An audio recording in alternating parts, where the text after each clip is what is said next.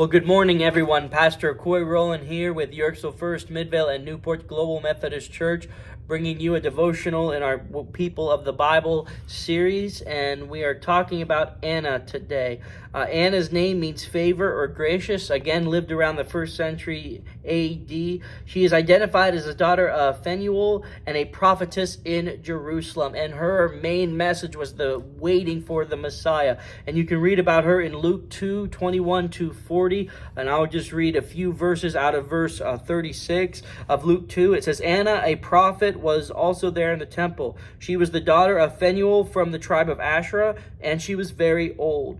Her husband had died when they were only married 7 years, and then she lived as a widow to the age of 84. She never left the temple, but stayed there day and night, worshiping God and fasting and in prayer. Anna's message is the Bible praises those who have entered the senior phase of life. In fact, it gives them as wisdom, as one who are wise and can help those who are younger.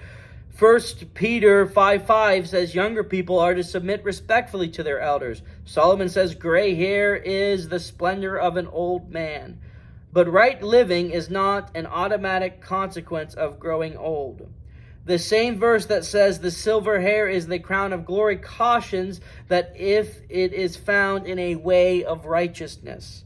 Anna was a senior who decided to be active and live rightly. No rocking chair for her. She had only been married 7 years when her husband died, and she remained a widow the rest of her life and was now 84.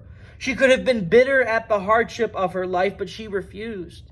Instead, she worshiped God every day in the temple the only way she could, with prayer and fasting.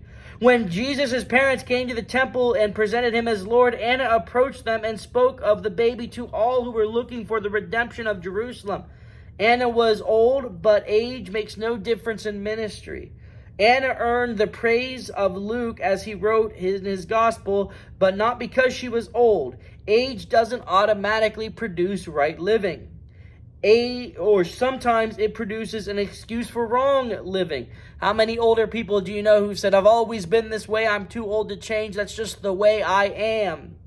Don't let age be an excuse for inactivity. But like Anna, find out what you can do and who you can do it for.